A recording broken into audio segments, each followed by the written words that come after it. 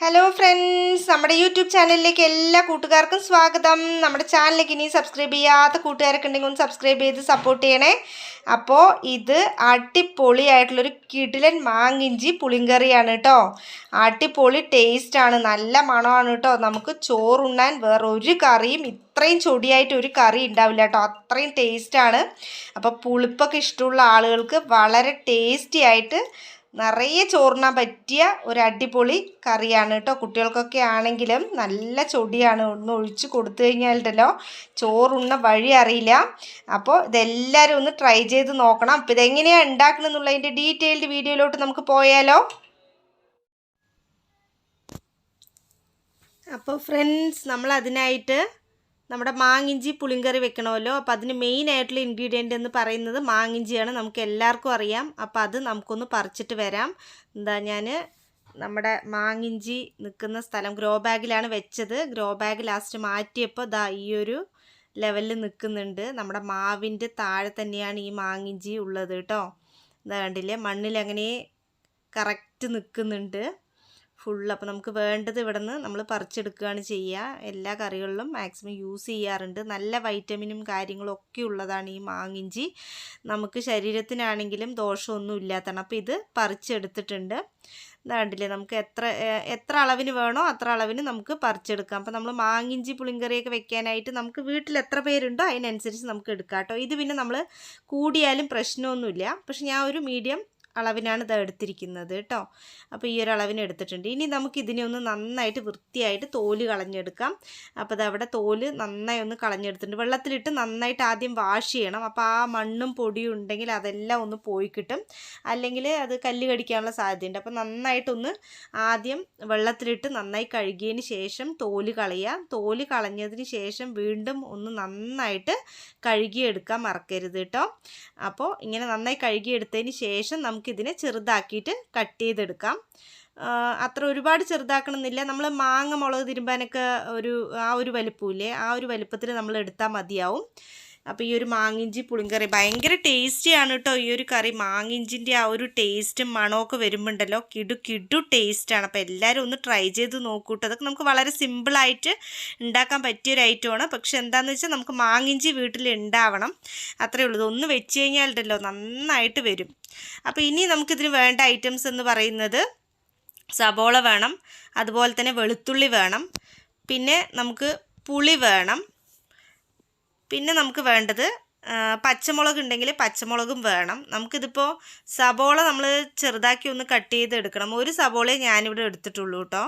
പിന്നെ വെളുത്തുള്ളി എടുത്തിട്ടുണ്ട്. വെളുത്തുള്ളിയൊക്കെ എത്ര എടുത്താലും നല്ല തന്നെയാണ്. അപ്പോൾ ഒന്ന് ചെറുതാക്കി കട്ട് ചെയ്തെടുത്തിട്ടുണ്ട്. ഇതാണ് നമ്മളെടുത്ത വെളുത്തുള്ളി, ഉള്ളി, അതുപോലെ തന്നെ മാങ്ങിഞ്ചി നന്നായിട്ട് ചെറുതാക്കി പൊടിയായി അരിഞ്ഞതിന് ശേഷവും നമ്മളൊന്ന് കഴുകിയെടുക്കുക. പിന്നെ നമുക്ക് വെളുത്തുള്ളിയും അതുപോലെ തന്നെ ചെറുതാക്കി ഒന്ന് കട്ട് ചെയ്തെടുക്കുക.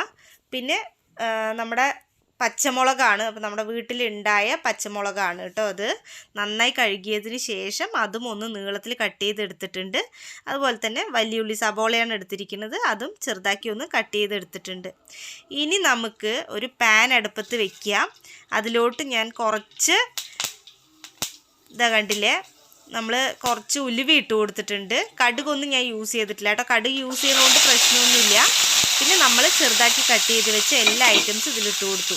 അതായത് സബോള ചെറുതാക്കി അരിഞ്ഞത്, മാങ്ങിഞ്ചി, വെളുത്തുള്ളി, അതുപോലെ തന്നെ നമ്മുടെ മുളക്, ഇത്രയും ഐറ്റംസ് നമ്മൾ നന്നായിട്ടൊന്ന് അതിലിട്ട് കൊടുത്തിട്ട് നന്നായി ഒന്ന് വഴറ്റിയെടുക്കുക. ഞാനിവിടെ വെളിച്ചെണ്ണയാണ് കേട്ടോ എടുത്തിരിക്കുന്നത്. നമ്മളെപ്പോഴും നോർമലായിട്ട് നമ്മൾ കടുക് വറുക്കാനൊക്കെ യൂസ് ചെയ്യുന്ന എണ്ണനേക്കാളും കുറച്ച് കൂടുതൽ എണ്ണ ഒഴിക്കണം. കാരണം ഇതിലൊന്ന് മൊരിഞ്ഞ് കിട്ടാനുണ്ട്.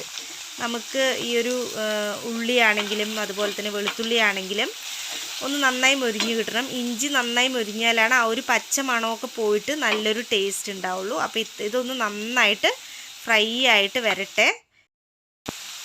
അപ്പോൾ നമ്മൾ എടുത്തു വെച്ച ഐറ്റംസ് എല്ലാം നമ്മളിവിടെ ഒന്ന് നന്നായിട്ട് ഫ്രൈ ആക്കി എടുക്കണം. കണ്ടില്ലേ, നന്നായി ഒന്ന് മൊരിഞ്ഞ് വരണം. കാരണം മാങ്ങിഞ്ചിയാണ്, മാങ്ങിഞ്ചിയൊക്കെ ഒന്ന് നന്നായി മൊരിഞ്ഞ് വന്നാലാണ് ആ ഒരു ടേസ്റ്റ് കിട്ടുക കേട്ടോ. അപ്പോൾ മാങ്ങിഞ്ചി, അതുപോലെ തന്നെ വെളുത്തുള്ളി, ഉള്ളി, കണ്ടില്ലേ,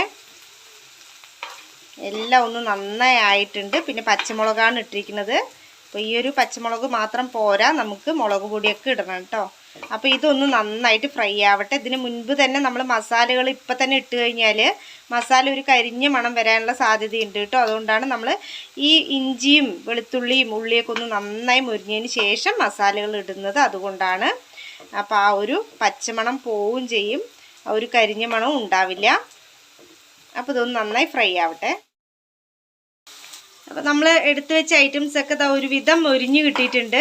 ഇനി നമുക്ക് ഇതിലോട്ട് കുറച്ച് ഉപ്പ് ചേർത്ത് കൊടുക്കാം കേട്ടോ. ഒരു വിധം ആയതിന് ശേഷം ഉപ്പ് ചേർത്ത് കൊടുത്താൽ മതി. നമ്മൾ അപ്പം തന്നെ ചേർത്ത് കൊടുക്കും.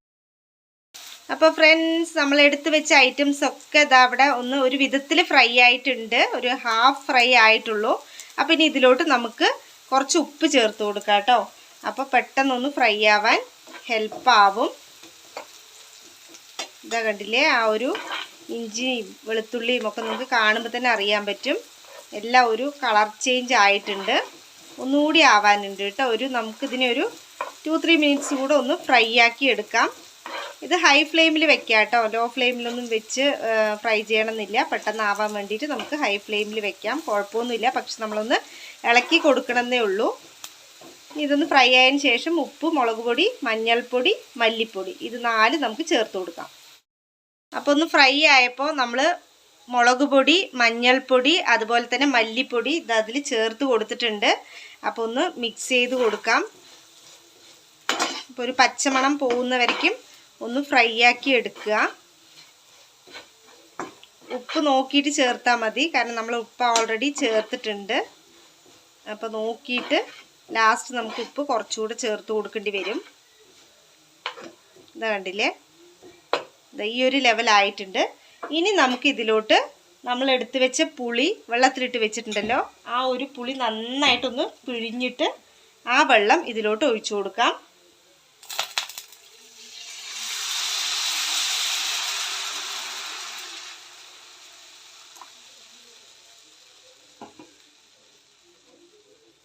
പുളി നിങ്ങളുടെ ഇഷ്ടത്തിനനുസരിച്ച് ഇടാം കേട്ടോ.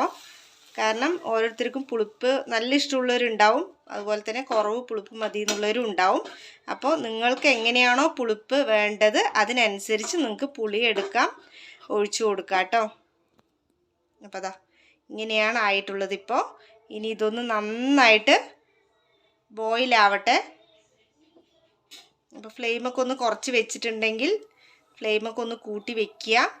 അതിന് ശേഷം ഇതൊന്ന് നന്നായിട്ട് ബോയിലാവട്ടെ.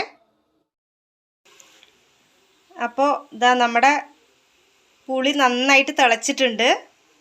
ഇതാ കണ്ടില്ലേ, കാണുമ്പോൾ തന്നെ നിങ്ങൾക്ക് അറിയാൻ പറ്റും നന്നായി തിള വന്നിട്ടുണ്ട്. അപ്പോൾ ആ ഒരു പുളി ഒന്ന് ടേസ്റ്റ് നോക്കിയാൽ നിങ്ങൾക്ക് ഉപ്പ്, മുളകോ അല്ലെങ്കിൽ എന്തെങ്കിലും കുറവുണ്ടെങ്കിൽ അത് എക്സ്ട്രാ നമുക്ക് ഇട്ട് കൊടുക്കാം. ഇതിപ്പോൾ ഞാൻ നോക്കിയപ്പോൾ ഒന്നും കുറവൊന്നും കണ്ടില്ല. ഉപ്പ് മാത്രം കുറച്ച് കുറവുണ്ടായിരുന്നു, ആ ഉപ്പ് കുറച്ച് ഇട്ട് കൊടുത്തു. പിന്നെ നമുക്ക് ആ ഒരു പുളി കഴിക്കുമ്പോൾ തന്നെ നമുക്ക് ടേസ്റ്റ് അറിയാം കേട്ടോ. കാരണം ആ ഇഞ്ചിൻ്റെയൊക്കെ ടേസ്റ്റ് ഉണ്ടല്ലോ, അത് ഇതിൽ വന്നിട്ട് നല്ല ടേസ്റ്റ് ആയിരിക്കും. കാരണം ഇങ്ങനൊരു ഇഞ്ചിപ്പുളി എന്ന് പറയുമ്പോൾ നമ്മൾ സാധാരണ ഇഞ്ചിപ്പുളി നമ്മൾ ഇഞ്ചിൻ്റെ പുളി കറി വെച്ചിട്ട് കഴിക്കാറുണ്ട്. പക്ഷേ ഇത് മാങ്ങിഞ്ചിൻ്റെ പുളിയാണ് കേട്ടോ. നമ്മൾ ചാറ് കറിയൊക്കെ കഴിക്കില്ലേ, ആ ഒരു ഐറ്റമാണ്. കിടിലൻ ടേസ്റ്റാണ് കേട്ടോ. അപ്പോൾ അതാ ഇത്രയേ ഉള്ളൂ. ഇനി കറിവേപ്പില ഉണ്ടെങ്കിൽ നിങ്ങൾക്ക് ഒരു കൊത്ത് കറിവേപ്പില ഇതിലിട്ട് കൊടുക്കാം, ഇല്ലെങ്കിൽ കുഴപ്പമൊന്നുമില്ല. അപ്പം നല്ല അടിപൊളി മണവും ടേസ്റ്റും ഒക്കെ വരുന്നുണ്ട്. ഇനി ഇതിനൊരു പ്ലേറ്റിലോട്ട് നമുക്ക് മാറ്റി കൊടുക്കാം. അപ്പോൾ ഫ്രണ്ട്സ്, നമ്മുടെ മാങ്ങിഞ്ചി പുളിക്കറി ഇതാ നമ്മൾ ഒരു പാത്രത്തിലോട്ട് മാറ്റിയിട്ടുണ്ട്. അപ്പോൾ ഇനി നമുക്ക് ഇതിലോട്ട് ഒരു 1/2 സ്പൂൺ പഞ്ചസാര ഇട്ട് കൊടുക്കാം കേട്ടോ. ഞാൻ ഓൾറെഡി 1/2 സ്പൂൺ പഞ്ചസാര ഇട്ടിട്ടുണ്ട്. പിന്നെ നമുക്ക് കറിവേപ്പിലയും കൂടി ഇട്ട് കൊടുക്കാം. അപ്പോൾ ഇത്രയേ ഉള്ളൂ. നമ്മൾ പഞ്ചസാര എന്തിനാണ് ഇട്ട് കൊടുക്കുന്നതെന്ന് വെച്ച് കഴിഞ്ഞാൽ നമുക്ക് ഈ ഒരു പുളിപ്പും ഉപ്പും ഒക്കെ കൂടിയുള്ള ആ ഒരു ടേസ്റ്റ് ഉണ്ടല്ലോ, അതൊന്ന് ബാലൻസ് ചെയ്യാൻ വേണ്ടിയിട്ടാണ് നമ്മൾ പഞ്ചസാര ഇട്ട് കൊടുക്കുന്നത്. ഒരു 1/2 സ്പൂൺ പഞ്ചസാര ഇട്ടിട്ട് ഇളക്കാം കേട്ടോ. നമുക്കിത് പ്ലേറ്റിലോട്ട് മാറ്റിയതിന് ശേഷം നമുക്ക് ഇട്ട് കൊടുത്താൽ മതി പഞ്ചസാര.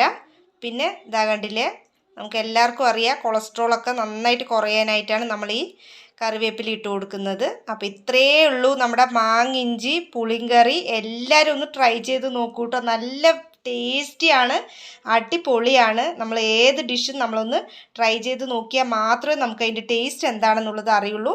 അപ്പോൾ എല്ലാവരും ഒന്ന് ട്രൈ ചെയ്ത് നോക്കൂ. ട്രൈ ചെയ്തിട്ട് ടേസ്റ്റ് എങ്ങനെയാണെന്നുള്ളത് ഒന്ന് കമൻറ്റ് ചെയ്യൂ കേട്ടോ. നിങ്ങൾക്ക് തീർച്ചയായും നമ്മുടെ വീഡിയോസൊക്കെ യൂസ്ഫുള്ളായി തോന്നുന്നുണ്ടെങ്കിൽ ചാനൽ സബ്സ്ക്രൈബ് ചെയ്യാൻ സപ്പോർട്ട് ചെയ്യാൻ ഒന്നും മടിക്കരുത്. അപ്പോൾ നമുക്ക് അടുത്ത വീഡിയോയിൽ കണ്ടാലോ ഗൈസ്. Bye bye.